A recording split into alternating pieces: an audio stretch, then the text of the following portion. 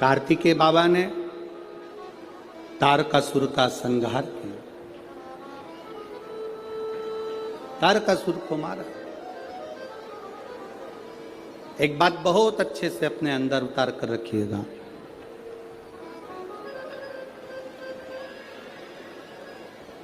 शरत भगवान शिव की कथा कहती है, ब्राह्मण देव ने धर्म पत्नी कहती है तुम्हें कोई कमी पड़े तो मुझे बताओ, मैं आपको दे देती हूँ भाग। पर ब्राह्मण देव तो ब्राह्मण देव थे, जो लाते थे वो दान पुण्य संकीर्तन में लगा देते थे। एक दिन शाम का समय, प्रदोष का दिन, प्रदोष का दिन, प्रदोष काल,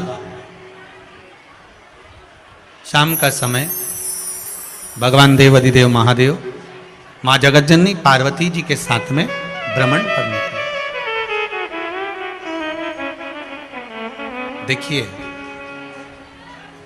अगर प्रदोष का व्रत नहीं कर सकते, प्रदोष के दिन आप व्रत नहीं कर सकते, मान लो आपसे भूखा नहीं रहा जाए, प्रदोष का व्रत नहीं कर सकते, प्रदोष के दिन आप भूखे नहीं रह सकते, मंदिर भी नहीं जा सकते, दिया भी नहीं लगा सकते,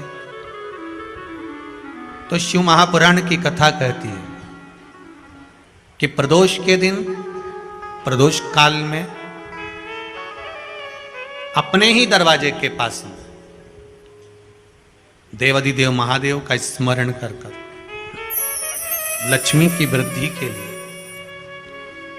कार्य सिद्धि के लिए, संपदा को प्राप्त करने के लिए आप अपने ही दरवाजे के पास में एक दीप लगा सकते हो। कौन से दिन? प्रदोष के। एक बात और अच्छे से समझ लीजिए, जो बच्चे चिड़चिड़े होते हैं, चाहे घर में बेटे हों, बहुएं हों, सास हो, ससुर हो, परिवार में छोटे छोटे बच्चे हों, चिड़चिड़ प्रवृत्ति करते हों या चिड़चिड़ा स्वभाव हो, जरा जरा सी बात में क्रोध आ जाता हो, बोलने का भान नहीं रह पाता हो, शब्दों के बाण चलते हों, तो महाराज प्रदोष के दिन, प्रदोष काल में बेलपत्री के पेड़ के नीचे एक, जो पत्ता आपके पास में हो, पान का मिल जाए तो पान का, पीपल का मिल जाए तो पीपल का, बेलपत्र का मिल जाए तो बेलपत्र का, उस पत्ते पर मात्र थोड़ा सा शहद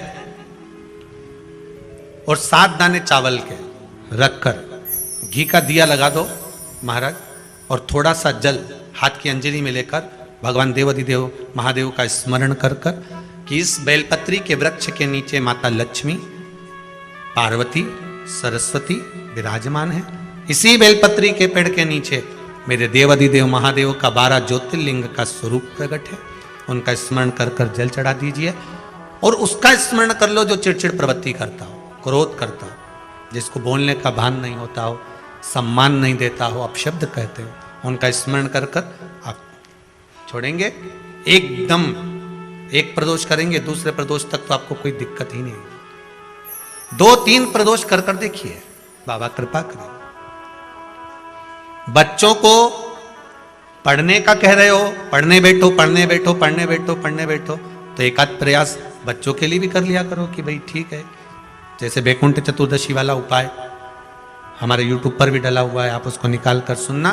वैकुंठ चतुर्दशी के दिन प्रयास करना, बच्चे लोग विद्या में प्रबल होंगे।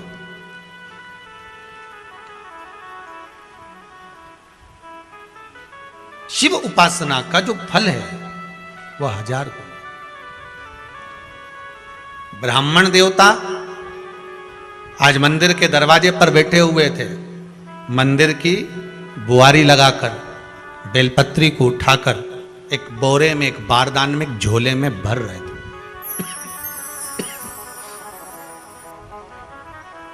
एक बारदान में, एक बोरे में, एक झोले में भर रहे हैं। पहले भी कथा में काज, फिर कहते हैं,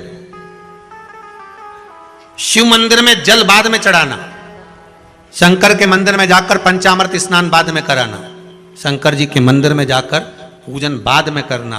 पहले थाली एक और रखकर शिव मंदिर में झाड़ू, पोछा या जो बेलपत्री, निर्माल्य जो भी रखा हो, उतरा हुआ सामान, उसको भरकर कहीं एक और जहां मंदिर वाले रखते हो वहां ले जाकर रख दो। झाड़ू पोछा एक बार जरूर। इस ब्राह्मण के चरित्र को सुनिए जो शिव महापुराण में वर्णन किया गया। कार्तिक महत्तम की कथा कर रही है। कार्तिक मास में पड़ने वाले प्रदोष के दिन महाराज वो ब्राह्मण बेलपत्री को उठा उठा कर बारदान में भर रहा था।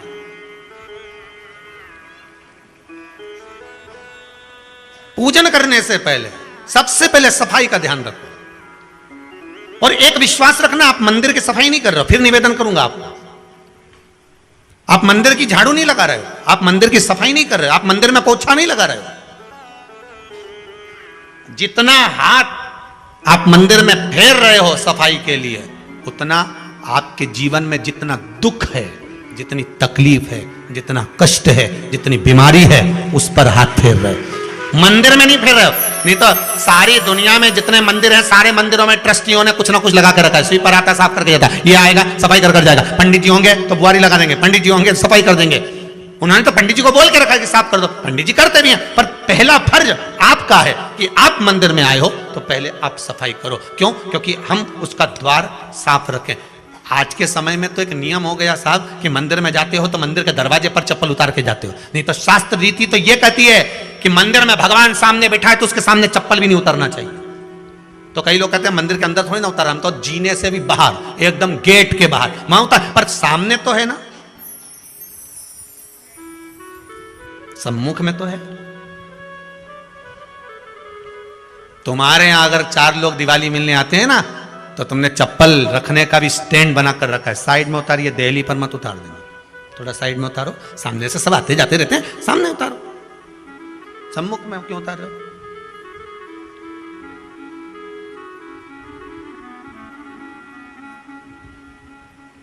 थोड़ा द्वार पे से दूर उतारिए।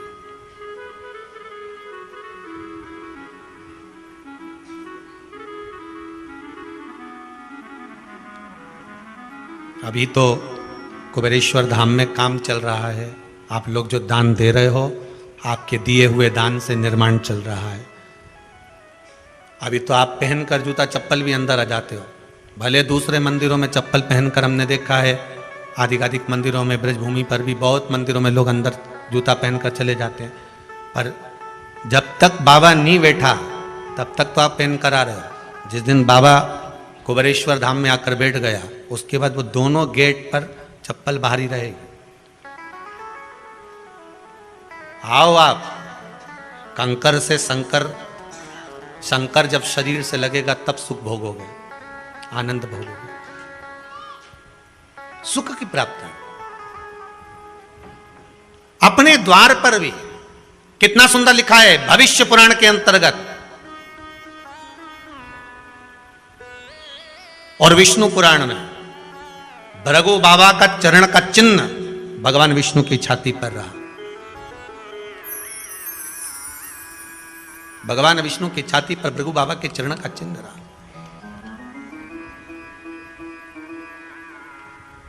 चरण का चिन्ह।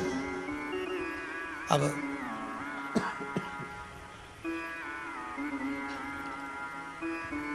भविष्य पुराण में लिखा है कि अगर हम मंदिर के द्वार पर घर के चौखट के एकदम सामने चप्पल उतार देते हैं, 7 बार दिन भर में से, इतनी बार 7 बार विष्णु पुराण कहती है, ऐसा कोई दिन नहीं होता जिस दिन दरवाजे पर 7 बार लक्ष्मी आकर खड़ी नहीं होती हो। कल एक कथा कही थी आपको कि प्रत्येक मनुष्य के भाग्य में सुख लिखा है, केवल मंथन करना। भविष्य पुराण कहती है 7 बार लक्ष्मी प्रत्येक मनुष्य के दरवाजे पर जाकर खड़ी होती है, पर द्वार पर चप्पल पड़ी होने के कारणवश वो लौट कर चली जाती है। बहुत ध्यान दीजिएगा महाराज, थोड़ा सा आपको बुरा लगेगा, लग जाए, पर शिव पुराण है, जीवन संवार देगी तो अच्छी बात है, जीवन संवार दे तो अच्छी बात है। मंदिर के द्वार पर हम जब चप्पल छोड़ते हैं, जिस मंदिर की चौखट पर चप्पल छोड़ी है, आप जितनी देर आराधना में लगे रहते हैं, उतनी देर तक आपकी चप्पल पर जितने लोग लांग कर जाते हैं, जितने लोग लांग कर प्रवेश करते हैं, उसका भी दुख आपके भाग्य में आता चले जाता है। ध्यान दीजिएगा जरा। चप्पल का भविष्य पुराण में पढ़िएगा कभी कि पादुका का महत्व क्या है, पादुका किस ओर उतारना चाहिए, पादुका को कहाँ रखना चाहिए, किस जगह पर बुआरी झाड़ू को रखना चाहिए, किस जगह पर चलनी को रखना चाहिए, सुई उस सुई को जिस हाल में सब बैठते हैं उस हाल में क्यों रखा जाता है? सुई तो इतनी सी है, पर जिस हाल में सब बैठते हैं उस हाल में ना तो झाड़ू रखते हैं, उस हाल में ना चलनी रखते हैं। भैया क्यों नहीं रखते? कारण क्या है कि जिस हाल में सब बैठकर बात करें, आवक जावक की बात हो, व्यापार की बात हो, लक्ष्मी की बात हो, प्रेम स्नेह की बात हो, आपस में बैठकर सब चर्चा कर रहे हो, अगर वहां छलनी होगी, झाड़ू होगी तो बैठे बैठे बात करने में विवाद चालू हो जाएगा। 15-20 मिनट तुमने बहुत प्रेम की बात करी, अच्छे से बात करी, पति पत्नी बहुत प्रेम की बात कर रहे थे, मालूम पड़े बात करते करते से कब झगड़ा उत्पन्न हो जाए तो समझ में नहीं आया। हमारी बहू को क्या हो जाता है, बैठे बैठे बात करते करते झगड़ा कर देती है, जरा सी बात में झगड़ा चालू हो जाता है। कारण क्या है? जिस हाल में तुम बैठ रहे हो, जिस कमरे में तुम बैठ रहे हो, जिस हाल के अंदर सब बैठकर चर्चा करते, बात करते, चित्त करते, आपस में बैठकर सब लोग एक दूसरे के बातचीत करने बैठे हैं, आय व्यय देखने बैठे हैं, दुकान व्यापार की बात करने बैठे हैं, उस जगह पर भी झगड़े का क्रम कहां से आ गया? एक ना एक का मुंह क्यों फूल गया? कारण क्या था? कोई बात टेंशन क्यों आ रहा है? मतलब उस हाल में या तो चलनी रखी है या झाड़ू रखी है, भले तुमने सोफे के नीचे फंसा दियो, भले तुमने पीछे फंसा दियो, पर पड़ी जरूर है,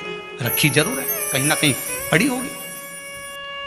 क्यों कहते हैं कि जिस हाल में आप बैठ रहे हो, जहां पर आप संपदा की बात कर रहे हो, दौलत की बात कर रहे हो, व्यापार की बात कर रहे हो, व्यवसाय की बात कर रहे हो, उस हाल में अगर कहीं कैलेंडर टंगा हो, कोई सामान ऐसा रखा हो, कोई पर्दा ऐसा लगा हो, कोई चीज ऐसी लगी हो, तो उसमें एक सुई उसमें रख दीजिए। क्यों कहते हैं? हमारे यहां दूल्हा भी जाता है ना, तो उसका जो साफा बनता है या जूता उसको पहनाते उस तक में पिन टच करके भेज देते हैं। बोलो सही है कि गलत है? दूल्हा तोरण लगाने जा रहा है, दूल्हा तोरण देने जा रहा है, तो उसके जूते में भी पिन घुसेड़ कर भेजते हैं, पिन लगाकर भेजते हैं, उसके साफे में पिन लगाकर भेजते हैं। एक भले सुई नहीं लगाएंगे तो आल पिन लगाकर भेज देंगे। क्यों भेजते हैं? उसका कारण क्या है कि लक्ष्मी को लेने जा रहा है, संपदा लेने जा रहा है, और जिसको वो ब्याह करने जा रहा है उसका संबंध सुई और धागे के संबंध जैसा हमेशा सिला हुआ होना चाहिए, उधेड़ा ना जाए, कैची जैसा कटा हुआ नहीं होना चाहिए। एक एक प्रमाण को जरा देखो तो। और दुनिया के लोग कहते हैं साहब हमारे यहाँ तो सुख नहीं है, शांति नहीं। शांति तुमने भंग करी, कोई दूसरा भंग करा। चप्पल उतार दी दरवाजे पर, मंदिर के द्वार पर। हम तो यहाँ तक कहेंगे पशुपति व्रत करने जा रहे हो, पशुपति व्रत को धारण करने जा रहे हो, एक सोमवार मत पहनो चप्पल, जब मंदिर जा रहे हो तब दिन भर पहनो, मंदिर जाओ मत पहनो। कोई जरूरी है कि मंदिर पहनने चप्पल पहनना जरूरी है? मत पहनो। मंदिर के द्वार पर जहां भगवान विराजे हैं उसके द्वार पर अगर आपने चप्पल उतारी है आप तो अंदर चले गए, पर जितने लोग लांग रहे हैं उसका मालूम, उसका स्मरण कितना कितना गया। छाता, चप्पल, आसन,